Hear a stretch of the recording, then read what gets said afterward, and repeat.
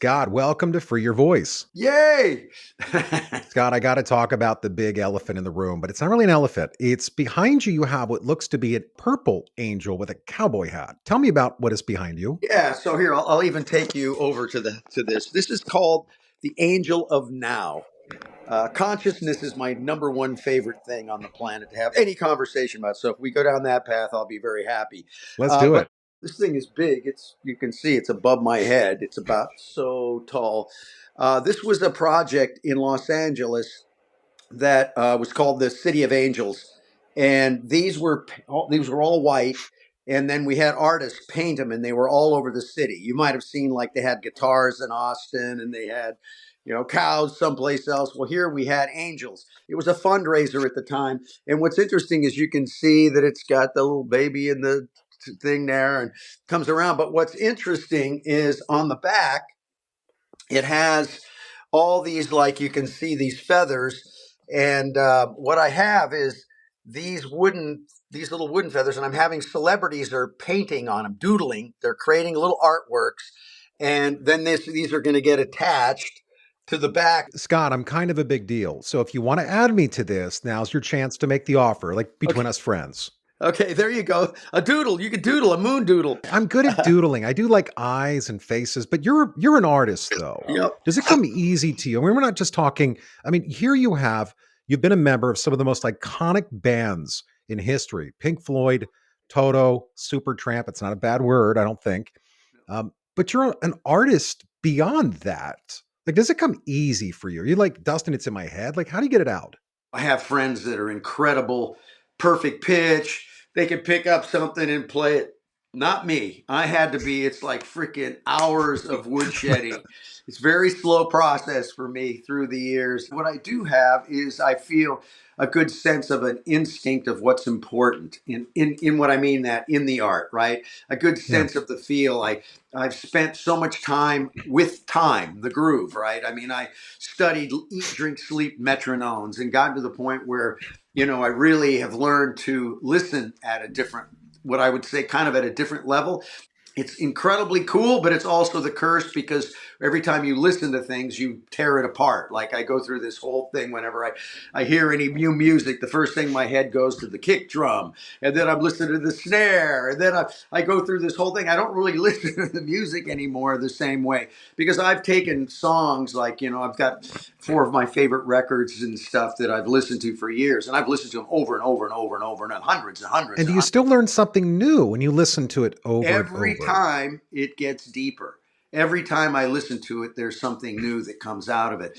It actually goes back to when I started. I was a trumpet player for years, all the way up through college, and I was not a great trumpet player, to be truthful. Did it make you a ladies' man? Like, did the ladies like trumpets back then? No, that's why I became a saxophone player. That's another whole story, right? That's That the changed thing. everything. Oh yeah, so I mean, I'll tell you this story real quick. So yeah, I was playing trumpet at the time. I was studying to be an architect, and I was working for a company called Audiodyne at the time, drawing exploded views of parts, for manuals. So those things where you see an engine and it's all pulling apart, and you got the bolts, and it looks like it sucked up and be put together. And those are the days we had to use a pen and a pencil.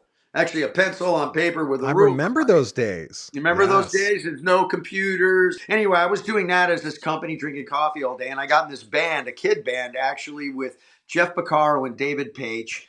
I was the oldest guy in the band at the time, but those were the guys that started Toto years later. But we were a kid band called Merciful Soul.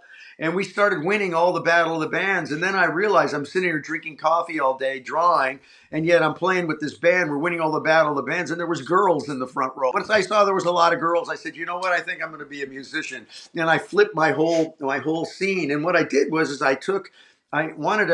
my dad always said, if you're going to be in the business, you got to be around the business. I wasn't really good enough to be in the business yet. I was just saying, I just started really practicing.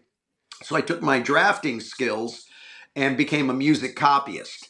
And for those that don't know music copying, back in the day, a composer would write a score, which would have, the first trumpet, the second trumpet line, third trumpet, all the parts out on one big sheet. And then my job was to take that score and write each individual part out. And because I had a good hand, I was able to do that. That's how I supported myself going through college while I was trying to learn to play. I did music copying and worked for guys like H.B. Barnum and just a bunch of different composers, arrangers. But yeah, that was that deal. You make it sound like it was all part of how you became you, that it was these thousands of movements, these transactions, this never-ending process of learning and Oh yeah. developing yourself, that it wasn't just handed. I think that people tend to believe Oh that yeah. they're just going to sit around. And eventually the universe is going to say, all right, it's your turn now. But what I'm hearing from you is that this activity created activity for you. I would say what I am is very curious. And I think that's really important because I never stop learning. Like that's constantly, that's all I want to do. I don't watch television. If I'm going to watch anything, it's about something that I'm going to learn, something that's going to add value to myself. The generation today that's creating music, you're an OG. Does it drive you crazy that they're using AI to write their lyrics? They're using auto tune to make themselves sound incredible. Yet, is that still considered music at that point compared to the type of music and that you've been a part of creating that is iconic and that will last forever? Yeah, I mean, I have in Free your tech. voice. Let it out, Scott. What do Yeah, you I'm a really tech feel? guy, right? So I've been in tech a long time. I mean, I've had tech companies, four tech companies. I'm on my fourth startup. I've been in the entertainment tech space for everything. So I understand the tools. I totally get it. We have a project, an NFT project out right now that's just sold out its third collection. It is 100% AI. I mean, but that's on design. It was designed to be, it's all, the storyline is about how do you get out of the matrix? You got to use the matrix to get out of the matrix. So it's all about free thinking and getting people to get outside, but we're using all those tools. It's a two-edged sword. I look at AI is almost like ego. You have ego and you have your consciousness and unconsciousness. The ego, your mind, is incapable of knowing truth from falsehood. It knows no right or wrong. It cannot make a discernment. You cannot think, your thinking mind does not know what's right or wrong. And I can prove that simply. If your mind was capable of knowing truth from falsehood, right from wrong, there'd be no war. There'd be no war. Nobody would blow up anybody if my mind said that's just not a good idea, right? It's just a bad idea. So it's a consciousness. So for me, when I look at AI, it's like ego. It's unconscious. It's just whatever you put into it, it'll learn, it'll go. It's almost, in a sense, to me, it feels demonic in a sense because there's no morals, there's no ethics. It's just kind of what it takes on. And when you got the insanity of the human condition and people in control of those algorithms, it gets very scary, right? It gets very, very scary. So, how do we then create boundaries around that? Because I'm not suggesting that it will always be used for bad purposes, but at least at some point, will we be able to even trust that each other has the education or the knowledge if or be able to communicate? Because if I'm communicating with your AI assistant and you're communicating with my AI assistant, then we're losing this human element. It won't, I mean, what Oh will yeah, happen eventually? there's no question. And then what happens when our AI assistants create their own language and we don't get to hear what they're saying? That gets really scary. Listen, we're in probably, people have no idea what's coming. I happen to be very close to the market in this space, in all these spaces. My business partner is probably one of the top AI CTO kind of guys in the world, been in this space for a long time. So I have a very deep understanding of this. We can't stop what's coming. There's no way to regulate it. It's going to come. If everybody had good intentions, it'd be incredible. But what we don't have is all these people that have good intentions. Some people are using it to, it's the human condition. So this is where it gets very, very scary for me. I hate to say this, but I think humans are designing themselves out. They don't even realize it yet. Ah, so you think we're making ourselves antiquated, Obsolete. We're making, yeah, there's no obsolete. question. Well, then isn't that in essence you become unhirable at some point? Well, that's where the issue starts to come in, is because when you start to look at the consequences of it, you just saw Tyler Perry was getting ready to put $800 million into a new studio. He killed it because of Sonora, the AI. He saw what it's capable of doing. We're not text prompts, something's going to happen. You're going to write full movies, write everything. Again, I know we're doing Syntopia. If you go look at that stuff, that's all AI driven, right? And It's great. Now, what my belief is what's going to happen, there's going to be certain people that will rise from this because they'll learn how to use it and get going.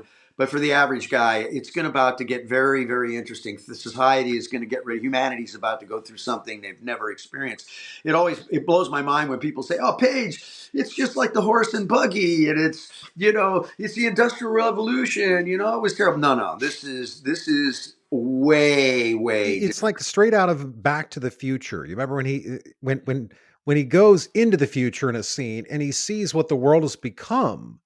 That it seems like that might give us a little bit of a glimpse. Now it's a Oh yeah, we already movie. see it. You can already see it. I mean, all the You movies have they're to. telling it. What do we do then, Scott? I mean, you're still embracing the technology. You're just saying it should be used for good. We cannot stop it. We're going to go through a rough patch because you can see the amount of jobs that are going to be gone quickly.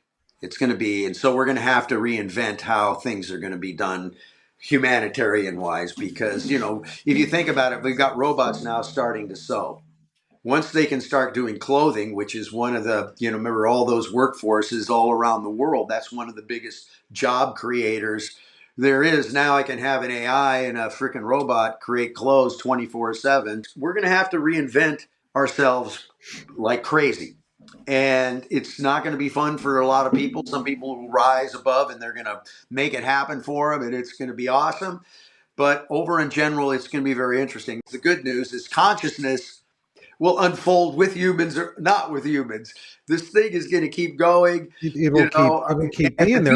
But deepest level, we're going to be fine. I mean, at the deepest level, right? And that's beyond this. That's why the real thing is to drive people inward and start taking an inward journey, which is the most important thing. that takes courage, Oh yeah. Scott. I mean, the name of the show is Free Your Voice. It takes courage to speak up. Freedom of speech. Should our Well, freedom of yeah. speech Listen. be protected? Oh, well, of course. I mean, And where's the line? if anything you're seeing right now, you're seeing our freedoms being taken away, right? You can see it. And there's so much. Again, if you follow closely what's going on, you got to realize that the news today is you can't mainstream news is it's there's an agenda that's just insane, right? We I don't think anybody can argue that why do we all can't speak to each other anymore? Everybody's fighting. Well, remember, whoever controls the algorithms wins because remember psychological warfare or behavioral science is all about manipulating behavior, and we're seeing that like crazy because people can't step out because they get so identified with their team. I'm on the right, I'm on the left, all of this stuff, when you need to stand up and say, well, what's the truth? It doesn't matter what the team is because I care about you, Dustin, the people, right? And we need to be band together and like look at what's happening. And right now we can see that there's a psychological warfare going on, no question. There is, I am not choosing or picking sides, but Yeah, the media right now is trying to pit us against Russia and some other countries as well. And again, this is not for me to say what they are doing. I wish there to be peace across the board. I'd like there to be peace in Gaza. I want there to be peace absolutely. everywhere. But Yeah. there is no good to turn country against country. There's nothing good will come from that. No, Nothing remember, good will come from it. yeah. So that has to make you start thinking. You're seeing so many things that are so odd that you would go, why would you do that? There Somebody do that. is So no then you upside. no, because there's no upside other than a control mechanism. It's becoming clear now. I mean, people are waking up all over the world. You're seeing it everywhere. You're seeing the farmers, in the Netherlands, Germany, all these countries now are starting to stand up because the freedom's getting taken away from people in a way we've never seen before. But if you really follow the history of the last 60, 70 years, you can see there's been a kind of a move to move us into a new system. And it's just now finally coming to that point where we're right in the middle of it, right? So now you can imagine with AI, with what's going to happen through this next election session with deep fakes and all this stuff, and it's just about to go down. And the confusion of making us all confused is actually a very powerful thing from a point if you have a different agenda. So, that's why Syntopia is all about free thinking. How do we get out of that matrix? That's what I try to tell everybody, man. It's not in us, and it's not the left and the right, right? That's what they got us kind of doing because it makes no sense why we can't talk anymore, right? It just makes no sense. And all Well, it's these, fear. It it's tends to creating be fear, this right? Yeah. fear. Don't, it's be careful what you text because they're watching. Be careful what you email or what you say over a phone, that you want people to continually live in anxiety. It's a very interesting time. But, the good news is, like I said, at the deepest level, consciousness will win. It will win. The Consciousness. Fibonacci sequence will win. We're in a spiritual war now. This is a war between good and evil at a level we haven't seen for a long time. And it goes back to, I watched a podcast of a Satanist priest who left the church. He left the church to go out and start talking about it after like 35, 40 years in the church. He was like one of the top guys, right? And so I was listening to the podcaster guy asked him, he says, well, when you decided to come out and start telling the world what was going on, because he left because it got too weird for him, even after 40 years, right? It was like too freaky. So he said, he says, well, what did they say when you told them you were going out and you were going to start talking? He says, oh, they all laughed. He says, what do you mean they laughed? He says, yeah. He says, first of all, he says, they said they're never going to believe you. Number one. Number two, we already own your entertainment business. We're in your schools. We're in your government. We're in your libraries. We're everywhere. What people don't understand is, what is it? And then it became down. He says, it's an ideology that it's all about me. If it feels good, do it. Morals are secondary. Right. Morals become secondary. It's more about doing what feels good to me. If I got to step on you to take care of my tribe and stuff, that's okay. Right.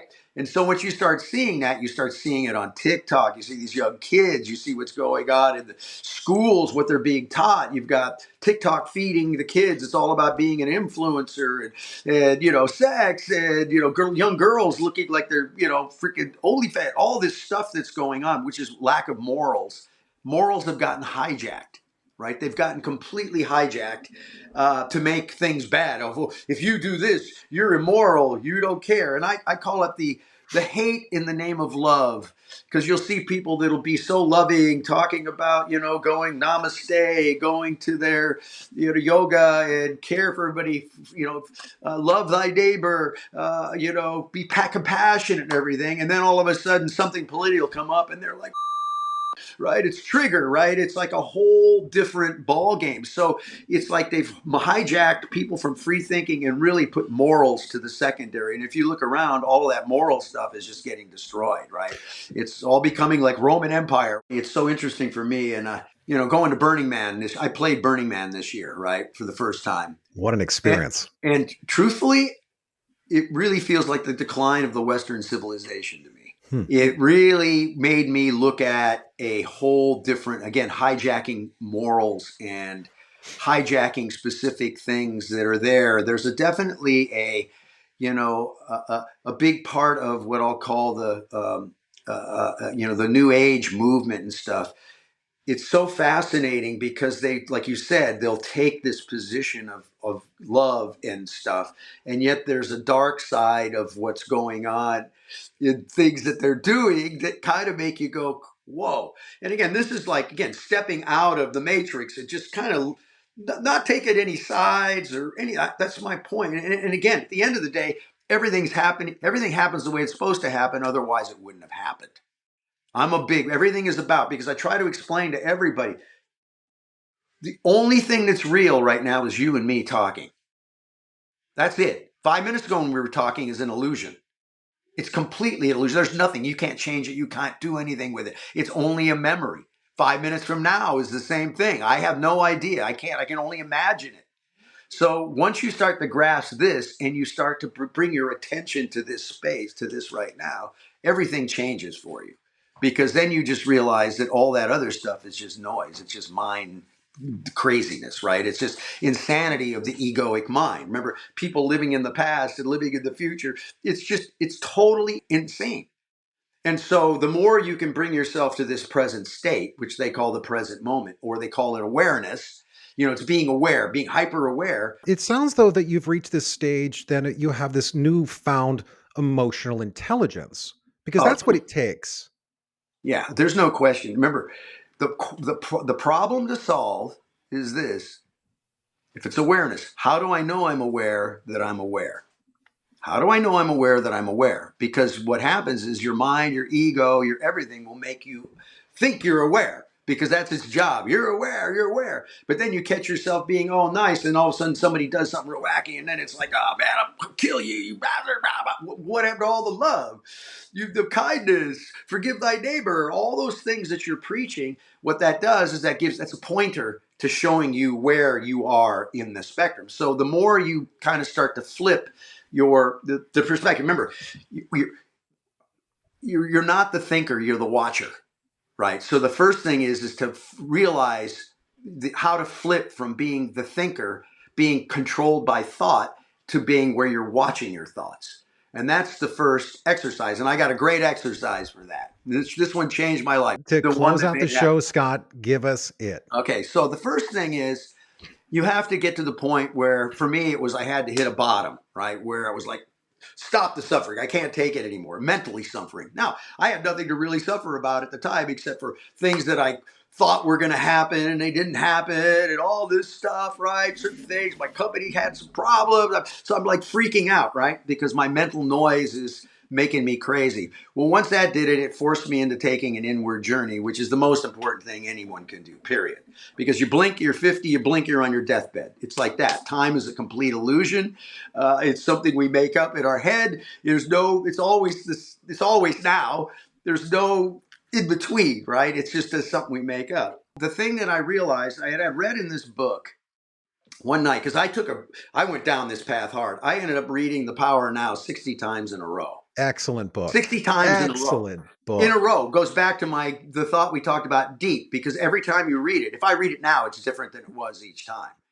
And I was fooled for 2 years because I thought I was spiritually awakened. I'm like the guru, right? And then on April 9th, 10, 12. It's so funny.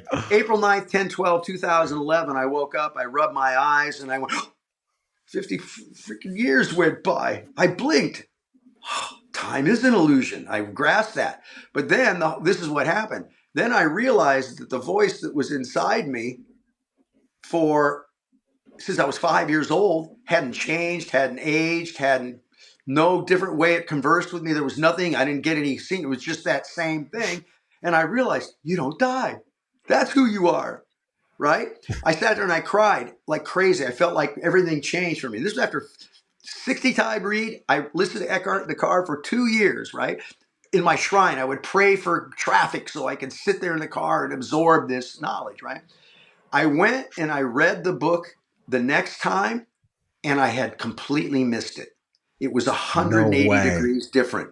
I had completely missed it. So now I understood the spiritual ego concept because they've always talked about it. Remember, words are just pointers to something. You cannot understand what I'm talking about because the minute you say, no, I understand it, you've missed it. You missed it. That's a pointer. I understand it. No, you missed it. You can only know it. And knowing it is a different thing, right? Once you get to know it. So going back to that exercise, so I became a freaking fanatic about this. I mean, just like this is what I absorbed my whole life. Everything I do is all about me. And what I mean by that, not me and like it's about me, but about how I react to adversities. How do I react to things, right? Because that tells me where I am on my path. Because, people go like this. Oh, I'm feeling great. And then all of a sudden something goes wrong. I'm in the gutter, bad, horror. But how long do I stay down before the next thing that lifts me up, right? So your life goes up, it goes down. If it's not something, it's something else. Right. And so what happens is you can start to see where you are on the kind of the spiritual journey. Because if it starts going like this and then all of a sudden it starts to go like this, I go down, I'm only down for a minute and I come back until the day comes where you flatline, where you get to the point where you accept what is. Because you cannot change what is. That is the holy grail, is accepting what is.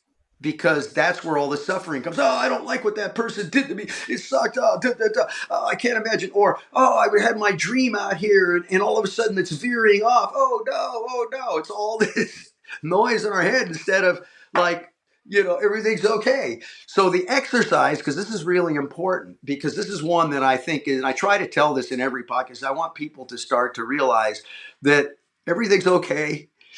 It's all going to be just fine. This thing at the deepest level, do not worry. It's all the way it's supposed to be. Everything is happening. We're basically a vessel to I'm a non-dualist. It's all one thing, right? It's just You're God, I'm God. We're all God at the sense, whatever that word God, the source, whatever, remember the biggest obstacle to God is the word God, because it creates duality. Some guy with a beard that's up here. Now we're in a dual situation, which is the problem, because at the end of the day, it's just I am. It's one.